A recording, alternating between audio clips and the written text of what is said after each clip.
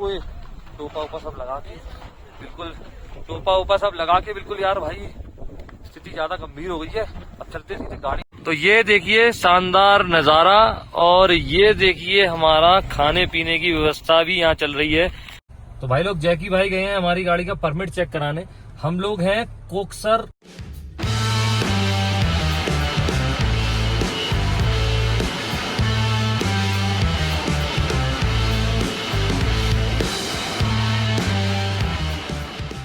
तो भाई लोग हम लोग पहुंच चुके हैं अटल टनल और ये रही आपके पीछे अटल टनल।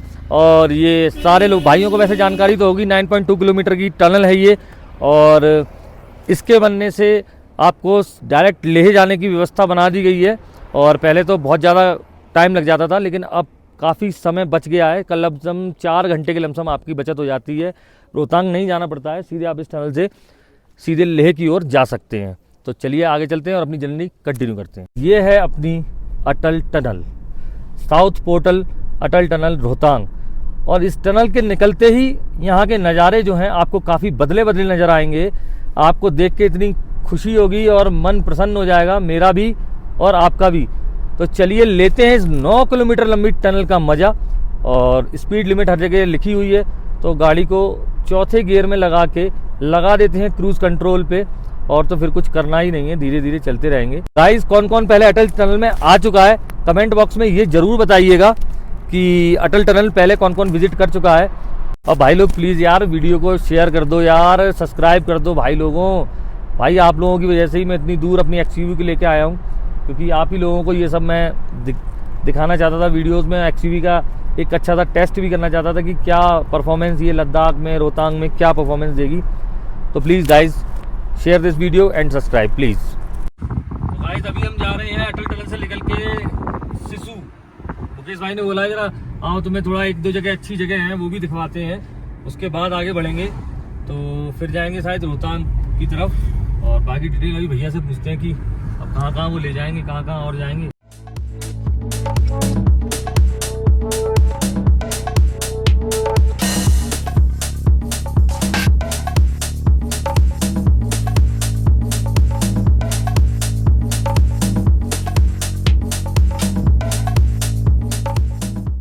तो भाई लोग अब हम आ चुके हैं चंद्रा नदी। ये है सिसु से 1 किलोमीटर पहले। मुकेश भाई ने कहा आइए आपको एक जबरदस्त लोकेशन दिखाते हैं। तो लोकेशन देख के तो भाई मजा आ गया, बहुत ही सुंदर। और जिस नदी में बहुत सारे लोग जा रहे हैं नीचे घूमने फिरने, तो लेकिन हम नहीं जाएंगे भाई, हमें सांस चढ़ जाएगी। तो हम लोग यहीं से व्यू का मजा लेंगे और यहाँ पे खाएंगे एक मैगी। उसके बाद मुकेश भाई कहाँ चलेंगे हम लोग? रोहतांग। पहले सिसु जाएंगे फिर रोहतांग। पहले सिसु जाएंगे, उसके बाद फिर जाएंगे हम लोग रोहतांग। तो गाइज सिसु पहुँचते पहुँचते लग गई थी हम लोगों को भूख, और भैया ने यहाँ इतना अच्छा सुंदर व्यू हमें दिखाई दिया था। तो भाई इतने अच्छे व्यू के साथ साथ मैगी खाने का अलग ही मजा आ रहा है। और मैगी खाने के बाद हम लोग निकलेंगे आगे सिसु घूमने, उसके बाद हम लोग पहुँचेंगे रोहतांग। तो मुकेश भैया हमारे पूरी मौज करा रहे हैं। पूरा लद्दाख मुझे मनाली ट्रिप ऐसा लग रहा है कि मैं अपने घर में आया हूँ, मुझे कुछ करना ही नहीं पड़ा। भैया ने सब पहले से ही सब सेटअप बना रखा, पूरा मजा आ रहा है। तो इसके लिए मैं भैया को बहुत बहुत थैंक यू कहूँगा यार। भैया सीरियसली भाई जैसा एक प्यार एक भाई ने मुझे दिया है यहाँ पे, बड़ा मजा आ रहा है। और ऐसी जर्नी कंटिन्यू रहेगी हमारी और आपको देखने को मिलती रहेगी। मुकेश भाई चाय बना रहे हैं और पराठे भी हैं, सारी व्यवस्थाएं यहाँ बहुत बढ़िया, इतने सुंदर नज़ारे के साथ साथ। और जहाँ ये मिल जाए गर्मा गर्म चाय ऐसे मौसम में और पराठे, वाह वाह वाह भैया। भैया ने तो मुझे यहाँ पे लद्दाख ट्रिप पे एकदम मुझे घर की याद दिला दी है। तो मुकेश भैया आपने मुझे ये एकदम सरप्राइज जो दिया है अभी यहाँ पे, इतना बेहतरीन कि घर से एकदम पराठे बनवा के लाए हैं आप और चाय यहाँ हमारी बनी रही है। भाई क्या होता है जब बंदे घर से बाहर निकलते हैं ना, तो लद्दाख टूर मान लो 6-7 दिन का टूर हो जाता है। बिल्कुल। अब आपको ऑलरेडी 2-3 दिन तो हो गए घर से निकलते हुए। बिल्कुल बिल्कुल। तो बीच में थोड़ा बहुत अगर हम लोग बैठे कुछ तो फायदा होना चाहिए ना? बिल्कुल बिल्कुल। थोड़ा सा घर का फील तो आना ही चाहिए। बिल्कुल आना चाहिए। बिल्कुल भैया आपने बिल्कुल घर का फील दिला दिया है। और बढ़िया सी सब्जी और पराठा और चाय जो मुकेश भाई ने व्यवस्था की है, भाई मजा आ गया, दिल खुश हो गया एकदम। तो ये खड़ी है भैया की जिमनी और ये खड़ी है अपनी 3XO और ये खड़े हमारे जैकी भाई जो नजारों आनंद ले रहे हैं। और इस समय हम जा रहे हैं रोहतांग पास। रोहतांग तक जाएंगे हम लोग, रोहतांग पास में हम लोग। और ऐसे ही नज़ारे आप लोग देखते रहिए और आपको भी आगे दिखाते रहेंगे। भैया के हाथ की चाय और पराठा खाने के बाद दोबारा से हम लोग निकल चुके हैं ये देखिए भाई लोग, आप इसको कहते हैं नज़ारे। तो भाई लद्दाख की ट्रिप का और मनाली, शिशु और स्पीति, इसका आनंद ही अलग है यार भैया, यार सीरियसली।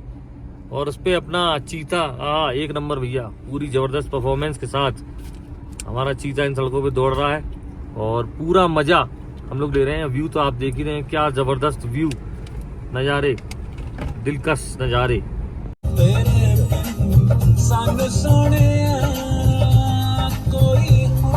तो गाइस अभी हम लोग चाय पीने के लिए रुक गए हैं दोबारा से, ठंड लग गई थी तो भैया ने कहा दोबारा चाय पियेंगे। ये खड़ी है अपनी दोनों गाड़ियाँ और नज़ारा तो आप यहाँ के देख ही सकते हैं, ये नीला आसमां और ये पहाड़ और ये हमारे बीच खड़े हुए हैं दोनों, क्या बात है भाई।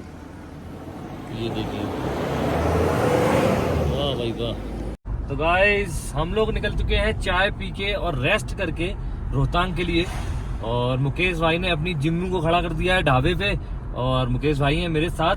और मुकेश भाई ने हम लोगों को इसलिए रोका था, बोले यार देखो ऐसा है भाई, थोड़ा सा रेस्ट करना बहुत जरूरी है, क्योंकि खाना पीना खाने के बाद एकदम पास पे नहीं निकलना चाहिए, क्योंकि बाई चांस हाइट 13,000 फुट पे हम लोग जा रहे हैं कि आपको चक्कर वक्कर आने लगे या सांस लेने में तकलीफ होने लगे, ऑक्सीजन लेवल डाउन हो जाए, तो थोड़ा बॉडी को बैलेंस करिए फिर आगे बढ़िए। कि एकदम खाना खा के तुरंत पास पे मत चढ़िए, जिससे कि आपके शरीर को कोई भी दिक्कत आए या समस्या आए। तो इसलिए रेस्ट करो, चाय पियो, नाश्ता करो, थोड़ा वेट करो, उसके बाद धीमे धीमे अपना चढ़ाई शुरू कर दो रोहतांग। और भाई अभी मेरी जीभ कटी है, शायद कोई बंदा जो है मेरे को गालियां दे रहा है, क्योंकि भाई से हमने कैमरा मैन की पोस्ट छीन ली है और भाई को अभी चिंता हो रही है कि कहीं परमानेंट जो है मेरा कैमरामैन वाली जो है नौकरी खतरे में ना पड़ जाए। तो भाई मैं अभी 2 घंटे तक आपके साथ हूँ। जैकी भाई मुस्कुराइए, आप मनाली में है, चिंता मत कीजिए बिल्कुल। आप लखनऊ में है जैसा है ना, वैसे ही मुस्कुराइए, आप मनाली में है। तो देखिए सुंदर सुंदर नज़ारे हमारे रोहतांग की, इसको क्या बोलते हैं मुकेश भाई, क्या किसको? तो ये अभी हम रोहतांग पास जा रहे हैं और उससे पहले ये कोकसर गांव आएगा। रोड बहुत सुंदर है भाई, बहुत शानदार, बहुत सुंदर भाई, देख के दिल गार्डन गार्डन हो गया। और मतलब मुकेश भाई ने जो इस बार ट्रिप कराई है भाई, तो मैं तो हर क्लिप में ये बात बोलूंगा बार बार, क्योंकि मजा हर क्लिप में बढ़ता ही जा रहा है, हर बार एक नया कुछ देखने को मुझे यहाँ पे मिल रहा है। तो भाई लोग जैकी भाई गए हैं हमारी गाड़ी का परमिट चेक कराने। हम लोग हैं कोकसर चेक पॉइंट पे। अगर कोई भी रोहतांग आए तो प्लीज पहले रजिस्ट्रेशन जरूर परमिट अपना करा ले, सॉरी पहले जो भी कोई रोहतांग आए तो सबसे पहले अपना परमिट जरूर निकाल ले। वो आपको 550 रुपए का कॉस्ट करेगा, आपकी गाड़ी कहीं की भी हो, आप वो परमिट निकालिए और वो परमिट निकालने के बाद ही आप रोहतांग जा सकते हैं। तो परमिट का विशेष ध्यान रखें। और उसके बाद तो फिर क्या है, बस ये करा रहे जैकी भाई परमिट और कोई दिक्कत नहीं है, परमिट चेक हो गया। तो भाई लोग देखिए सारे वाटरफॉल्स जो हैं जम चुके हैं, और तो इस चीज से आप पता कर सकते हैं कि ठंड किस लेवल की यहाँ पे हो चुकी है। लेकिन हमको नहीं लग रही भाई अब ठंड। मुकेश भाई ने हमारी ठंड, जाड़ा, गर्मी, बरसात सब गायब कर दी है। जो मजा वो हमको दिला रहे हैं लद्दाख में, मतलब लद्दाख राइड पे, तो रोहतांग में जो मजे दिला रहे हैं भैया जबरदस्त, और फुलटॉस मजा चल रहा है भाई, फुलटॉस। तो गाइस हम पहुंच गए हैं ग्राम्फू।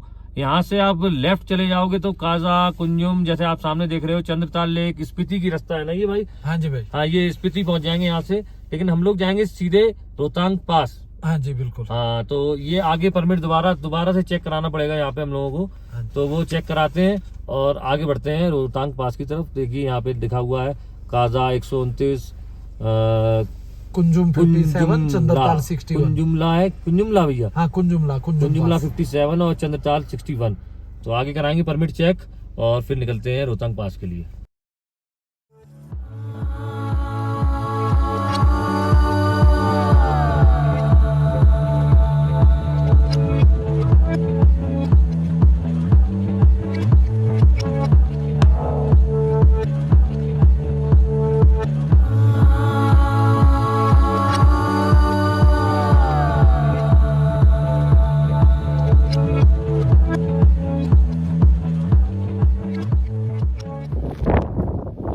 जमने लगी, ये देखिए सब जमा पड़ा है भाई।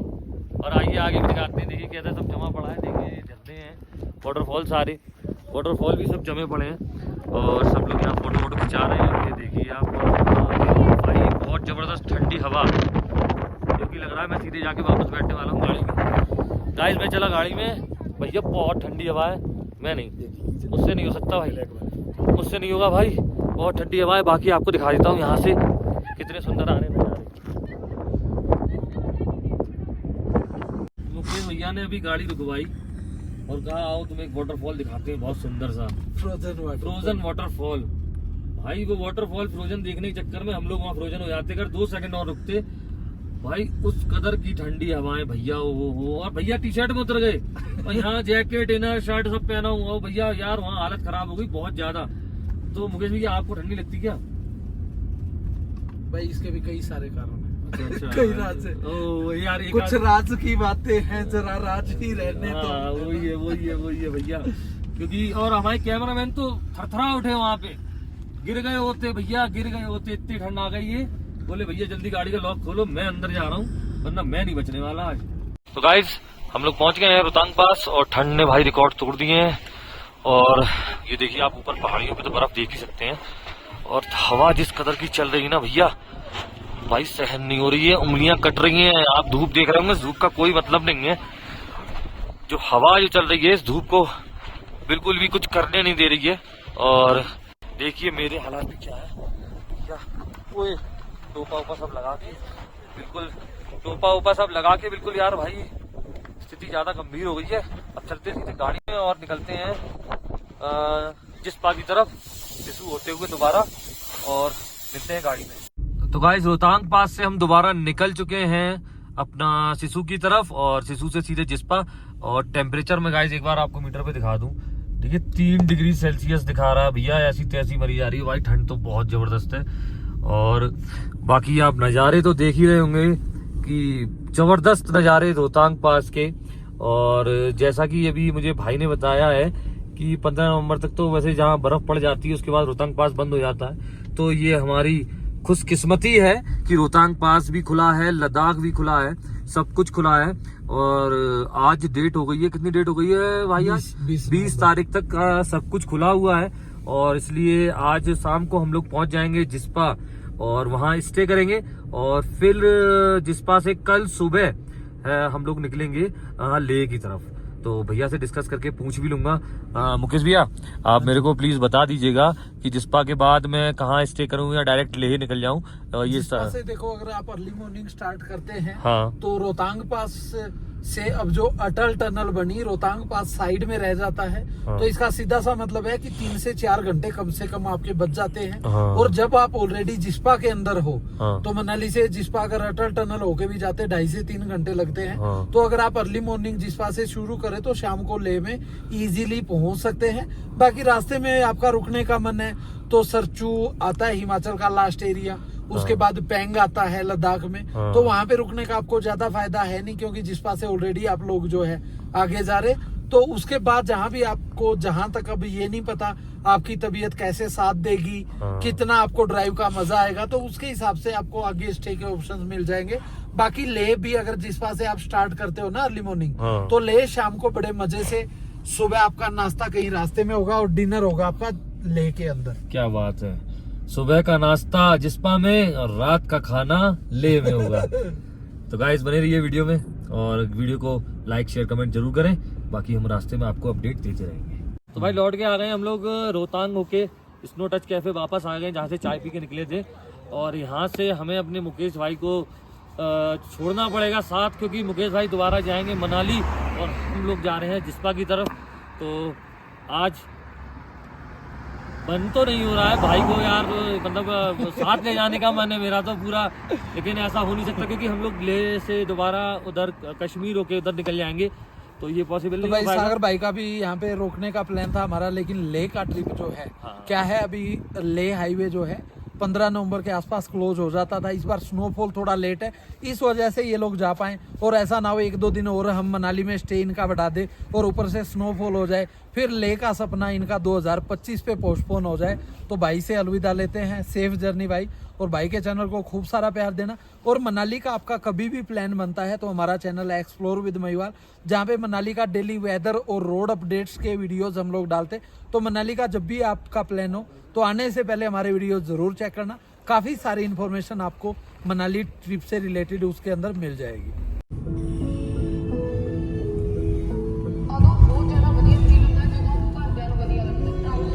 गाइस इस समय हम हैं अपने जिस्पा की ओर चल रहे हैं इस समय हम लोग। और नज़ारे आप इस समय शाम के नज़ारे देख रहे हैं। शाम के बज रहे हैं 5:17 और 34 किलोमीटर अभी यहाँ से जिस्पा रह गया है जहाँ पे हमें रुकना है। तो नज़ारे देख ही रहे हैं आप, शानदार नज़ारे, एक से एक बेहतरीन नज़ारे आपको हम दिखाते जा रहे हैं। तो बाकी आपको अपडेट देते रहेंगे जैसा होगा। जय श्री राधे। हम लोग आ चुके हैं जिस्पा में और ठंड इतनी भयानक थी कि गाड़ी से निकल के सीधे कमरे के अंदर आ गए हैं और कंबल भी हल्का सा ओढ़ रखा है क्योंकि ठंड ने भाई एकदम हाड़ कपकपा हुआ ठंड जिसे कहते हैं वो वाली ठंड है। और नीचे रिसेप्शन पे उन्होंने पहले से ही डरा दिया हमें कि भैया अपनी पानी की बल्टियाँ भर लेना क्योंकि रात में पानी जम जाएगा और फिर हगने के भी सोचने के भी लाले हो जाएंगे। तो भाई बाल्टी भर के रख ली है, बोले सवेरे जब धूप निकलेगी तब पानी चालू होगा। तो भाई सर्दियों में लद्दाख ट्रिप भाई सोच समझ के करना। और घर से तो फोन आया था भाई, घर वाले ने तो ये कह दिया कि भाई अगर कुछ ज़्यादा ही एडवेंचर हो रहा हो तो वापस आ जाना, लेकिन मैंने तो कहा भाई नहीं नहीं ऐसा कुछ नहीं है, एडवेंचर तो पूरा होगा और एडवेंचर में कोई कमी नहीं होगी। तो आज के लिए बस इतना ही गाइस। ठंड में अपने अपने घर में हीटर चलाएं और आराम से लेटें। जय हिंद, जय भारत।